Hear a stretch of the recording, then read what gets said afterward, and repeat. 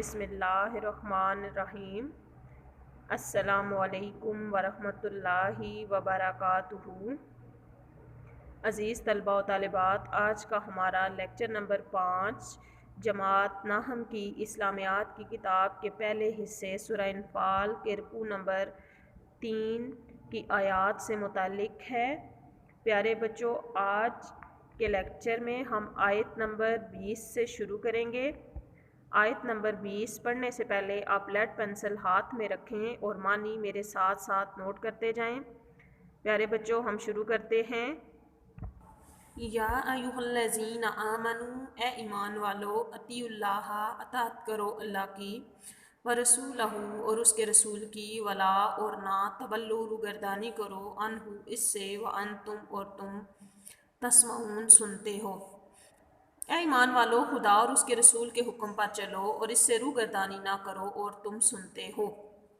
یہاں پہ اہل ایمان کو اللہ اور اس کے رسول کی اطاعت کرنے کا حکم دیا گیا اور فرمایا کہ ان سے منہ نہ پھیرو، ان سے روگردانی نہ کرو اور تم ان باتوں کو سنتے ہو۔ آیت نمبر 21، ولا، اور نہ، تکونو، ہو جاؤ، کالذین، ان لوگوں کی طرح، قالو، جو کہتے ہیں، سمینا، ہم نے سن لیا، وہم، اور وہ، لا یسمعون، نہیں سنتے۔ اور ان لوگوں جیسے نہ ہو جانا جو کہتے ہیں کہ ہم نے سن لیا مگر حقیقت میں نہیں سنتے۔ یعنی وہ منافق لوگ جن کے سامنے اللہ کا حکم بتایا جاتا ہے اور سنایا جاتا ہے، وہ کہتے ہیں کہ ہم نے حکم خدا کو اچھی طرح سے سن لیا مگر حقیقت میں وہ کچھ بھی نہیں سنتے۔ کیونکہ اگر وہ سنتے تو وہ ایمان لے آتے اور اللہ اور اس کے رسول کی فرما برداری کرتے۔ آیت نمبر 22، انا، بے شک، شر الدوابی، بدترین قسم کے جانور، عند اللہ، اللہ کے نزدیک، سمو، بہرے، بکم، گونگے، الذین، لوگ ہیں جو، لا، نہیں، یعقلون، سمجھتے۔ کچھ شک نہیں کہ خدا کے نزدیک تمام جانداروں سے بدتر بہرے گونگے ہیں جو کچھ نہیں سمجھتے۔ یہاں پہ بہرے گونگے ان لوگوں کو کہا گیا جو عقل و شعور رکھتے ہوئے بھی ایمان نہیں لاتے، یعنی کفار، مشرکین کو کہا گیا، منافقین کو کہا گیا کہ جن کو اللہ تعالیٰ نے سمجھنے کی صلاحیت دی، سوچنے کی صلاحیت دی، بولنے کی صلاحیت عطا فرمائی، لیکن اس کے باوجود بھی وہ اللہ کے احکامات کو نہ سمجھتے ہیں اور نہ ہی اپنی زبانوں سے اس کا اقرار کرتے ہیں، اس لیے اللہ تعالیٰ نے ان کو بہرے اور گونگے قرار دے دیا۔ آیت نمبر 23، ولو، اور اگر، عالم اللہ، خوب اگر جانتا اللہ، فیہم، ان میں، خیرن، کوئی برائی، خیرن لاسمعہم، تو انہیں سنوا دیتا، ولو اسمعہم، اور اگر انہیں سنوا دیتا، لا تولوا، وہ روگردانی کرتے، وہم، اور وہ، موردون، پھیرنے والے تھے۔ اور اگر خدا ان میں نیکی کا مادہ دیکھتا تو ان کو سننے کی توفیق بخشتا، اور اگر بغیر صلاحیت ہدایت کے سماعت دیتا تو وہ منہ پھیر کر بھاگ جاتے۔ یعنی وہ لوگ جو اسلام نہیں لاتے اور اللہ تعالیٰ کے احکامات کو سنتے ہیں اور پھر انسنا کر دیتے ہیں، اللہ تعالیٰ نے ان کے بارے میں فرمایا کہ اگر خدا ان کے دلوں میں کسی طرح کی کوئی نیکی دیکھتا تو ضرور ان کو سنوا دیتا، ان سننے کی توفیق بخش دیتا، وہ اللہ کے احکامات کو سن لیتے، لیکن ان میں کوئی صلاحیت نہیں تھی، کوئی ہدایت والی چیز نہیں تھی، اس وجہ سے اللہ تعالیٰ نے سماعت نہیں دی، اور اگر بغیر صلاحیت ہدایت کے سماعت دیتا تو وہ اللہ کے احکامات سے منہ پھیر کر بھاگ جاتے، روگردانی کرتے۔ آیت نمبر 24، یا ایھا الذین آمنوا، اے ایمان والو، استجیبوا، حکم مانو، للہ، اللہ کا، وللرسول، اور اس کے رسول کا، اذا، جب، دعاکم، وہ تمہیں بلاتے ہیں، لما، اس کی طرف، یحییکم، جو تمہیں زندگی بخشتا ہے، وَاعْلَمُوا، اور جان رکھو، ان اللہ، یہ کہ اللہ، یحول، حائل ہو جاتا ہے، بین المرء، آدمی کے درمیان، وقلبہ، اور اس کے دل کے، وَأَنَّهُ، اور یہ کہ وہ، علیہ، اس کی طرف، تحشرون، اکٹھے کیے جائیں گے۔ مومنو، خدا اور اس کے رسول کا حکم قبول کرو جبکہ رسول خدا تمہیں ایسے کام کے لیے بلاتے ہیں جو تم کو زندگی بخشتا ہے، اور جان رکھو کہ خدا آدمی اور اس کے دل کے درمیان حائل ہو جاتا ہے، اور یہ بھی کہ تم سب اس کے روبرو جمع کیے جاؤ گے۔ یہاں پہ مومنوں کو اللہ اور اس کے رسول کا حکم قبول کرنے کے بارے میں فرمایا گیا کہ مومنوں، خدا اور اس کے رسول کا حکم قبول کرو، اللہ اور اس کے رسول کے احکامات کو مانو۔ رسول خدا تمہیں ایسے کام کے لیے بلاتے ہیں، یعنی وہ تمہیں اس چیز کی طرف بلاتے ہیں، وہ تمہیں ایسی دعوت دیتے ہیں جو تمہارے لیے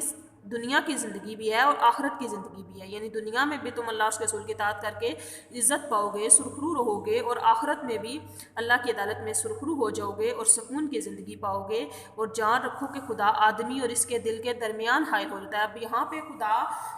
کا بندے اور اس کے دل کے درمیان حائل ہو جانے سے مراد یہ ہے کہ جب اللہ تعالیٰ کسی انسان کو برائیوں سے بچانا چاہتا ہے تو اس کے دل اور برائیوں کے درمیان پردہ حائل کر دیتا ہے، یعنی وہ انسان برائیوں کی طرف راغب نہیں ہوتا بلکہ اچھائی کی طرف اور نیکی کی طرف راغب ہوتا ہے۔ اور اسی طرح جب اللہ تعالیٰ کو کسی کی بدبختی مقصود ہو تو پھر اللہ تعالیٰ اس کے دل اور نیک اعمال کے درمیان پردہ حائل کر دیتا ہے اور وہ انسان گمراہ ہو جاتا ہے۔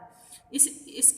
سے مراد یہ ہے کہ اللہ تعالیٰ اس طریقے سے انسان اور اس کے دل کے درمیان حائل ہو جاتا ہے، کیونکہ ہمارے دلوں پہ قبضہ تو اللہ کی ذات کا ہے، دلوں میں قدرت تو رکھنے والی، دلوں پر حکمرانی کرنے والی، قدرت رکھنے والی ذات اللہ تعالیٰ کی ہے۔ اور یہ فرمایا کہ تم سب اس کے روبرو جمع کیے جاؤ گے، یعنی قیامت کے روز روز محشر تمام انسان خدا کی طرف اکٹھے کیے جائیں گے، اس کے سامنے جمع کیے جائیں گے۔ آیت نمبر 25، وَاتَّقُوا اور ڈرو فتنات ان اس فتنے سے لا تصیبن الذین نہ پہنچے گا ان لوگوں تک ظلموا جنہوں نے ظلم کیا منکم تم میں سے خاصاتاً خصوصیت کے ساتھ، وَاعْلَمُوا اور جان رکھو ان اللہ یہ کہ اللہ شدید العقاب سخت عذاب دینے والا ہے۔ اور اس فتنے سے ڈرو جو خصوصیت کے ساتھ انہی لوگوں پر واقع نہ ہوگا جو تم میں سے گناہ گار ہیں، اور جان رکھو کہ خدا سخت عذاب دینے والا ہے۔ فتنہ جب کسی قوم پہ نازل ہوتا ہے یعنی عذاب، فتنہ عذاب جب اللہ تعالیٰ کسی قوم پہ نازل کرتا ہے تو پھر اس کی زد میں صرف وہی لوگ نہیں آتے جو گناہ گار ہیں۔ اب یہاں پہ اللہ تعالیٰ نے سب لوگوں کو اس انجام سے آگاہ کیا ہے کہ جب کوئی اللہ کی طرف سے عذاب نازل ہوگا تو اس میں نیک اور پرہیزگار لوگ بھی آئیں گے، تو اس لیے نیک اور پرہیزگار لوگوں کا یہ کام ہے کہ جب وہ کوئی برائی دیکھیں تو اس برائی کو روکنے کی کوشش کریں، اس پہ برائی کو دیکھ کر اس پہ خاموش رہنے والا بھی برائی میں برابر کا شریک ہوتا ہے۔ اگر آپ کچھ برا کرتا دیکھیں تو پھر اس کو روکنے کی کوشش کریں۔ پہلی بات تو یہ ہے کہ اگر برائی دیکھیں تو اسے زبان سے روکیں، ٹھیک ہے؟ اگر زبان سے کوئی باز نہیں آتا تو پھر اسے ہاتھ سے منع کریں، یعنی اس پہ ہاتھ چلائیں، سختی کریں۔ اگر پھر بھی وہ باز نہیں آتا یا اگر آپ پھر بھی یہ نہیں کر سکتے، کسی پر ہاتھ نہیں چلا سکتے، تو پھر برائی دیکھ کر اس کو دل میں برا جانے، اور یہ ایمان کا کمزور ترین درجہ ہے کہ آپ برائی کو دیکھ کر پھر اس کو دل میں برا جانتے ہیں۔ تو پیارے بچوں، یہاں پہ اسی بات کو بیان کیا گیا کہ جب اللہ کی طرف سے عذاب آئے گا تو صرف انہی لوگوں پر نہیں آئے گا جو گناہ گار ہے، بلکہ اس عذاب کی زد میں سارے آئیں گے، اور یہ جان رکھو کہ اللہ سخت عذاب دینے والا ہے۔ اب یہاں پہ جو نیک اور پرہیزگار لوگ ہیں ان پہ ذمہ داری عائد ہوتی ہے کہ جب وہ گناہ کو دیکھیں، برائی کو دیکھیں تو اس کے خلاف اپنی آواز بلند کریں۔ آیت نمبر 26، وَاذْكُرُوا اور یاد کرو اذ جب تم تھے قلیلاً تھوڑے، مستضعفون ضعیف، فی الارض زمین میں، تخافون تم ڈرتے رہتے تھے، ان یتخطفکم الناس کہ تمہیں اڑا نہ لے جائیں لوگ، فآواکم تو اس نے تمہیں جگہ دی، وایدکم اور تمہیں تقویت بخشی، بنصرہ اپنی مدد سے، ورزقکم اور تمہیں رزق دیا، من الطیبات پاکیزہ چیزوں سے، لعلکم تاکہ تم تشکرون شکر ادا کرو۔ اور اس وقت کو یاد کرو جب تم زمین مکہ میں قلیل اور ضعیف سمجھے جاتے تھے اور ڈرتے رہتے تھے۔ اب یہاں پہ مسلمانوں کو وہ وقت یاد کرنے کا حکم دیا گیا جب وہ زمین مکہ میں موجود تھے۔ مسلمان قلیل تعداد میں تھے، کمزور تھے، تھوڑے بھی تھے اور کمزور بھی تھے، اور ڈرتے رہتے تھے کہ کفار انہیں اڑا نہ لے جائیں، یعنی انہیں ختم نہ کر دیں۔ پھر اللہ تعالیٰ نے اس نے تم کو جگہ دی، یعنی اللہ تعالیٰ نے مسلمانوں کو مدینہ میں جگہ دی، رہنے کے لیے ٹھکانہ دیا، اور اپنی مدد سے تم کو تقویت بخشی، یعنی اللہ تعالیٰ نے اپنی مدد سے مسلمانوں کی تعداد میں اضافہ کیا۔ مسلمان جوک در جوک دائرہ اسلام میں داخل ہوئے، اور مسلمانوں کی تعداد بڑھنے سے مسلمانوں کو تقویت ملی۔ پھر اللہ تعالیٰ نے پاکیزہ چیزیں کھانے کو دیں تاکہ تم شکر ادا کرو۔ یہاں پہ اللہ تعالیٰ نے اپنے اس انعام و احسان کو یاد کروایا ہے کہ جب مسلمان زمین مکہ میں رہتے تھے تو اس وقت ان کی کیا کیفیت تھی۔ یا ایھا الذین آمنو اے ایمان والو، لا تخونوا خیانت نہ کرو اللہ و رسول اور اس کے رسول کی، وتخونوا اور خیانت نہ کرو اماناتکم اپنی امانتوں میں، وانتم اور تم تعلمون جانتے ہو۔ اے ایمان والو، نہ تو خدا اور اس کے رسول کی امانت میں خیانت کرو اور نہ اپنی امانتوں میں خیانت کرو، اور تم ان باتوں کو جانتے ہو۔ یہاں پہ اللہ اور اس کے رسول کی امانتوں میں خیانت سے مراد یہ ہے کہ اللہ اور اس کا رسول جو احکامات دیں ان احکامات کو ماننے سے انکار کرنا خیانت کہلاتا ہے۔ یعنی اللہ اور اس کے رسول کی تعلیمات پر عمل نہ کرنا، اللہ اور اس کے رسول کی تعلیمات کو ماننے سے انکار کر دینا، یہ اللہ اور اس کے رسول کی امانتوں میں خیانت ہے۔ اسی طرح آپس کی امانتوں میں خیانت سے مراد یہ کہ آپس کے حقوق و فرائض، یعنی ایک معاشرے میں رہتے ہوئے جو ہم پہ ذمہ داریاں عائد ہوتی ہیں اپنے سے وابستہ لوگوں کے بارے میں، ان ذمہ داریوں کو پورا نہ کرنا اپنی امانتوں میں خیانت ہے۔ اللہ تعالیٰ نے اپنی ذمہ داریوں کو اچھے طریقے سے سر انجام دینے کا حکم دیا ہے، اور قیامت کے دن یعنی جب فیصلے کا دن ہوگا تو پھر انسان سے اس کی ذمہ داریوں کے بارے میں پوچھا جائے گا۔ وَاعْلَمُوا آیت نمبر 28، وَاعْلَمُوا اور جان رکھو انما کہ جو اموالکم تمہارا مال، و اولادکم اور تمہاری اولاد، فتنات فتنہ ہے، وان اللہ اور یہ کہ اللہ عندہ اس کے پاس اجر عظیم بڑا، اور جان رکھو کہ تمہارا مال اور اولاد بڑی آزمائش ہے، اور یہ کہ خدا کے پاس نیکیوں کا بڑا ثواب ہے۔ اب یہاں پہ مال اور اولاد کو فتنہ قرار دیا گیا، آزمائش قرار دی گئی۔ اللہ پاک نے مال اور اولاد کو انسان کے لیے آزمائش قرار دیا ہے۔ اللہ تعالیٰ انسان کو مال دے کے بھی آزماتا ہے اور لے کے بھی آزماتا ہے۔ مال دیکھ کے اس طرح سے آزماتا ہے کہ میرا بندہ میرے دیے ہوئے مال کو کس حد تک خرچ کرتا ہے، اسے نیک راستے میں خرچ کرتا ہے یا برے کاموں پہ خرچ کرتا ہے۔ اگر انسان مال کو جائز طریقے سے کمائے گا اور اس کو ناجائز کاموں پہ خرچ کرے گا تو یہ مال اس کے لیے قیامت کے دن فتنہ بن جائے گا۔ اسی طرح ناجائز طریقے سے مال کمائے گا تو وہ بھی انسان کے لیے ایک بہت بڑا فتنہ ہوگا، بہت بڑی آزمائش ہوگی، اور اس کے بارے میں اللہ کے سامنے اس کو جواب دہ ہونا پڑے گا۔ اس کے علاوہ اولاد سے محبت ایک فطری عمل ہے۔ انسان اپنی اولاد سے محبت دنیا کی ہر چیز سے بڑھ کے کرتا ہے، تو